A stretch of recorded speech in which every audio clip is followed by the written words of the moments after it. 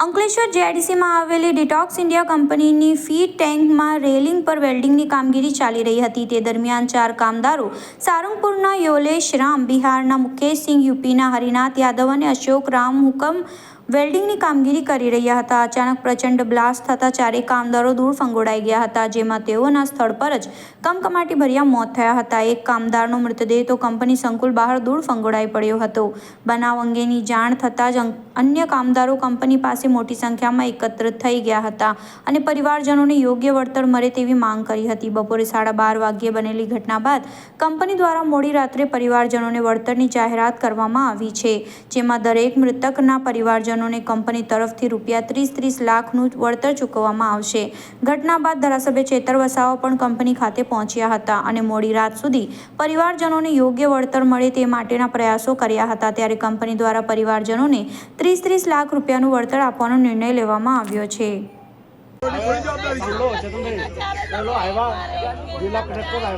एक शब्द भी नहीं कीधु भाई तो यहाँ जवाब आपको पड़ा एक शब्द भी नहीं कीधु मैं गांधी जो लेके साहब चले जाओ बंदा रोकी निजवाड़ा यहाँ केवु जो मारवा तो जुए पब्लिक थी तो मारवा जुए कि भाई भूख खेला पुलिस तंत्र ने विनंती करी कि तादी कोई मैनेजमेंट मारी कोई आन जवाबदारी व्यक्ति जवाब आपा 4 કલાકથી કોઈ જવાબદારી આપવા તૈયાર નથી લેવા। કેટલા લોકો લાપતા છે? 8 થી 10 લોકો લાપતા છે એ માહિતી મળી મીડિયાથી ને 4 આ છોકરાએ જોઈ 4 ડેડ બોડી છે અંદર છોકરો જોઈને આવ્યો એ એમના ફાધર નોકરી કરતા હતા એ ગાડી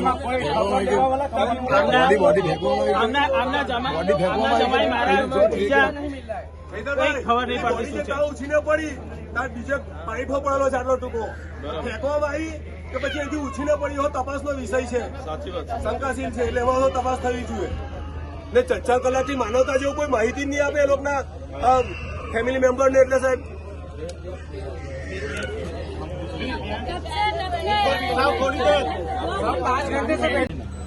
ये तुम्हारे और हमारे न्याय के लिए नहीं आई, ये उनकी सेफ्टी के लिए आई। आप उम्मीद भी नहीं कर सकते, इतनी सारी पुलिस यहाँ आ गई है ना, ये उनको बचाने के लिए आई। अभी तक FIR नहीं किया उन्होंने। आप सोचो, ये बहुत पुलिस देखा है ना आपने, आपको ऐसा लगता हो कि हमारे लिए न्याय के लिए आई, ये न्याय के लिए नहीं है, ये कंपनी की सेफ्टी और 2-4 पुलिस तो यहाँ दिमाग लगा रही होगी कि यहाँ से कितना निकलेगा, कितना हमको मिलेगा, हमारा फायदा है। हाँ, वो बड़े अधिकारी ये सोचते हैं, वो तो अपनी दीपावली कैसे यहाँ से करवा ले वो सोचते होंगे। आप सोचो, इतनी सारी पुलिस आई है ना, तो आपके जहाँ यहाँ जितने रिलेशन है उनको बुलाना पड़ेगा। क्या है कि बॉडी ये 10 लाख हमको बोल रहे, मैंने बोला 1 करोड़ एक परिवार को दो, बराबर सही बात।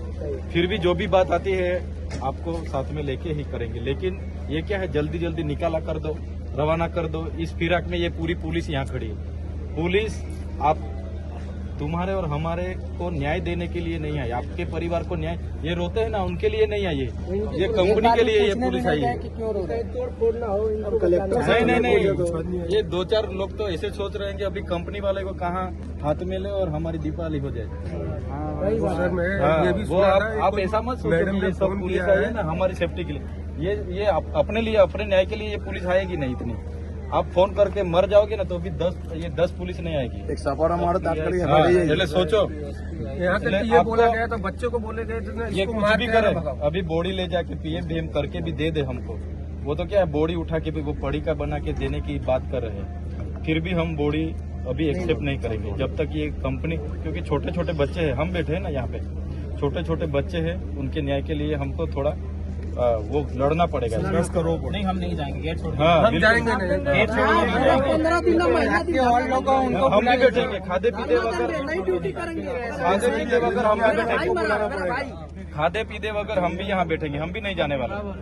तो आपके और रिलेशन वाले हैं उनको भी बुलाओ, हो सकता है। अब इसका उम्र इसका एक छोटा भाई, इसका माँ भर्ती है, इसके माँ को इसको कौन देखेगा? हाँ, एटलीस्ट ये आपको यहाँ की रियलिटी आपको बता दिया। वो बहन है, वो छोकरी है, 3 बच्चे हैं, क्या करेगी वो बहन? इसलिए आपको भी बैठना पड़ेगा। हम भी यहाँ सब गेट से बाहर 20 लोगों को बुला, ये पुलिस अलावा किसी और को लगा, ये पुलिस है ना, ये पुलिस आपको न्याय दिलाने के लिए नहीं आई है, ये उनकी सेफ्टी के लिए आई है। हमको पता है 4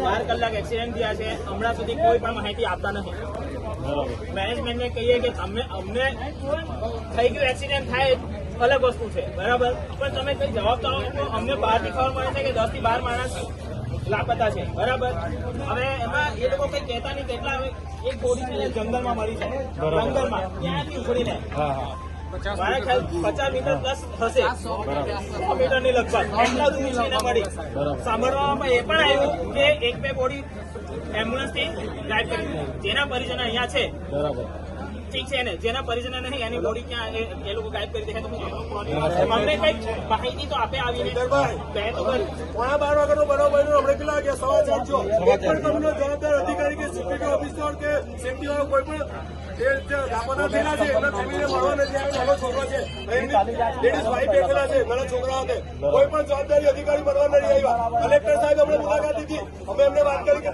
ફેમિલીને બોલો તો હું સ્થળ પર મુલાકાત લઈને આવું પછી રિટર્ન કરું જાણવા એવું બન્યું છે કલેક્ટર સાહેબ પાટણ દરવાજે જતા રહ્યા આ શું યોગ્ય કહેવાય કલેક્ટર એટલે જિલ્લાનો રાજ્ય કહેવાય અમે તમારી પાસે ન્યાયની આશા રાખીએ અને હવે તમે મળવાનો મળ્યા ને પછી ત્યાં શું માહિતી થઈ ગઈ ને પછી જવાબદારી પાટણ દરવાજે જતા રહેવા યોગ્ય નહીં કહેવાય સાહેબ ના સાચી વાત છે એટલે પ્રજાના હિતમાં આપણે ન્યાય મળવો જોઈએ કઈ કીધું નહીં કશું નહીં કીધું એક લફ્જ બી નહીં કીધું કલેક્ટર સાહેબ પેલા છે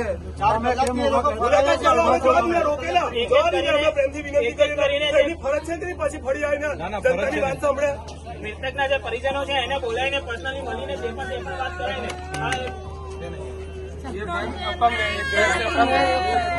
इनके पति को अभी तक जवाब नहीं दिया कि कहाँ है इनका पति कहाँ है अभी इनके छोटे बच्चे हमारे बच्चे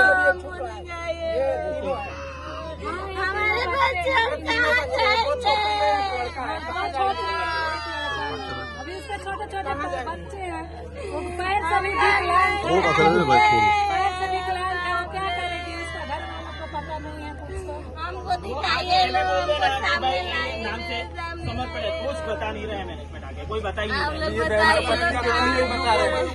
अब क्या करेगी अभी उसको बता नहीं रहे तो रो के तो તમે આવું કરવાના હશે ને બોડીઓ પાછી લઈને અહીંયા આવીશું ને બોડીઓ લઈને એસપી કચેરી બેહવાનું થશે ત્યાં બેસીશું બરાબર પીએમ કરાવવાનું હોય તમે તમારી મરજીથી કરાવતા હોય ને કરાવી દો પણ બોડી કલેક્ટરે બેસીશું ના અમને સંમતિ વગર તમે કરતા નહીં તમે જવાબદારી લેવાના છો આજે દુઃખની ઘડી છે યાર અમે સમજીને વાત કરીએ છીએ એનો મતલબ એવો બી નથી આવી ઘટના તમારા પરિવારમાં થાય તો તમને કેમ બારોબાર બોડીઓ લઈ જાવ છો સંમતિ વગર કોની કઈ એફઆઈઆર છે લાવો ને બતાવો એફઆઈઆર કરી છે તમે અકસ્માતની એફઆઈઆર કરી છે કઈ રીતના તમે બોડી ઉઠાવી લીધી બરોબર કોર્ટમાં જશો આ તમને કહી દીધું મેં આવી રીતના તો જે બી ઉઠાવશે ને અમે તમને અરજદાર તમને આરોપી બનાવીશું આવી થોડું ચાલે યાર ન્યાયની વાત કરો ને બે શબ્દ એને કેમ ને ભાઈ આટલી મોટી કંપની લઈને બેઠા છે તે કેમ નથી કહેતા અમે સહકાર આપીએ છીએ એનો મતલબ એવું નહીં કે તમે પછી તમારી મનમાની ચલો અહીંયા ગાડી આટલી બધી પબ્લિક છે તમે બોડી પાછલા રસ્તે લઈ લો આ યોગ્ય છે ખરી પણ આ લોકોને નહીં મળે એમનું બધું પૂરું હતું કમાનારો જતો રહ્યો આ છોકરા બિચારા બે નાના ભાઈઓ એટલે તમે અંદર જેમ શાંતિથી મેનેજમેન્ટ સાથે વાત કરો માનવતાની રીતે આપણે નથી કરતા અમે મેનેજમેન્ટ સાથે વાત કરીએ છીએ તમે તમારી મનમાની કરશો તો અમારે પછી તમારી સામે લડવું પડે મેનેજમેન્ટ પછી સાઈડ પર રહી જેના કરતાં તમે ને અમે આપણા બધાના સહકારથી પરિવારને 2 પૈસા મળે નાના નાના બાળકો છે હા એ પ્રયાસો કરીએ આપણે પણ આ પીએમ બી કરાવી દેવો ને બોડી પછી તે બી જશે નહીં અમે તો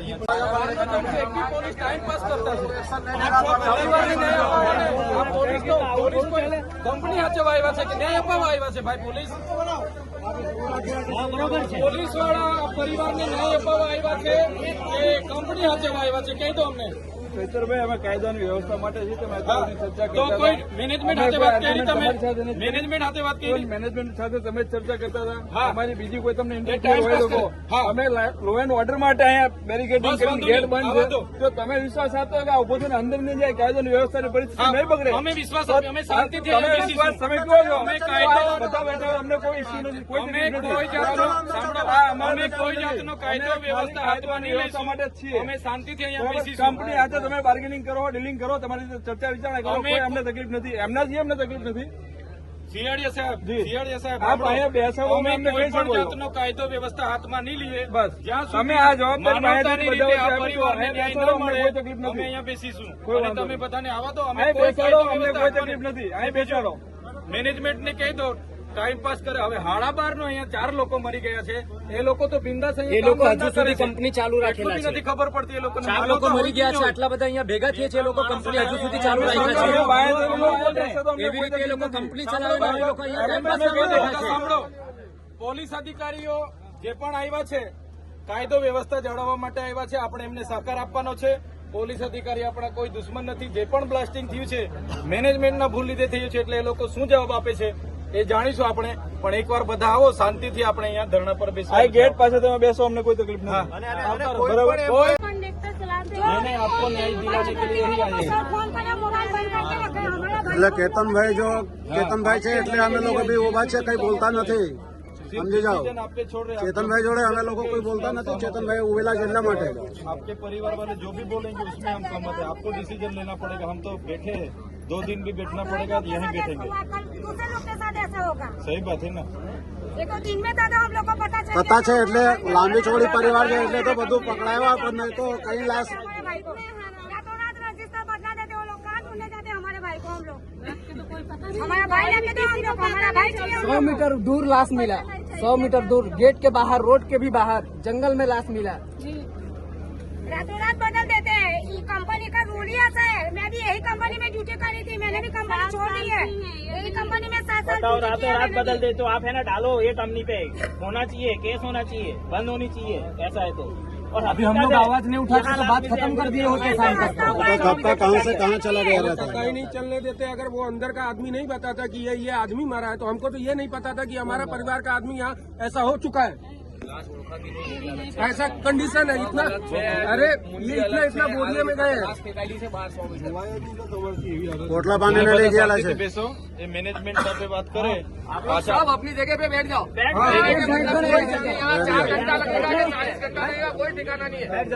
detox India private limited company में बॉयलर में ब्लास्ट हुआ है.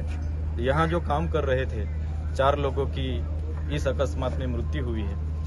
तो ब्लास्ट दोपहर को हुआ और अभी 4:30 बजे तक उनके परिवार वाले को उन्होंने बताया नहीं कि कौन से कामदार यहाँ का मौत हुआ है. तो अभी हम आए और मैनेजमेंट को बोला अभी आइडेंटिफाई करके उन्होंने 4 लोगों का नाम दिया है जिसमें एक पोलिस राम है, दूसरा मुकेश सिंह है, तीसरा हरिनाथ यादव है और चौथे अशोक राम सिंह है. तो उनके परिवार को हमने अभी बोला है. तो ये सब गलती अनेकों बार ये जीआईडीसी में हो रही है. तो कहीं ना कहीं सेफ्टी इंस्पेक्टर की यहाँ विजिट नहीं हो रही होगी, यहाँ जो जीपीसीबी की विजिट नहीं हो रही होगी, यानी सेफ्टी के साधन देने चाहिए वो नहीं दिए होंगे तभी इतना बड़ा ब्लास्ट हुआ और 4 लोग की मौत हो गई. तो हमारी कंपनी से गुजारिश है हर एक परिवार को 1-1 करोड़ का मुआवजा दे और जो भी गाइडलाइन में आता है उनका भी बीमा पॉलिसी जो भी हो वो देख के उनको मुआवजा देने की हम मांग करते हैं.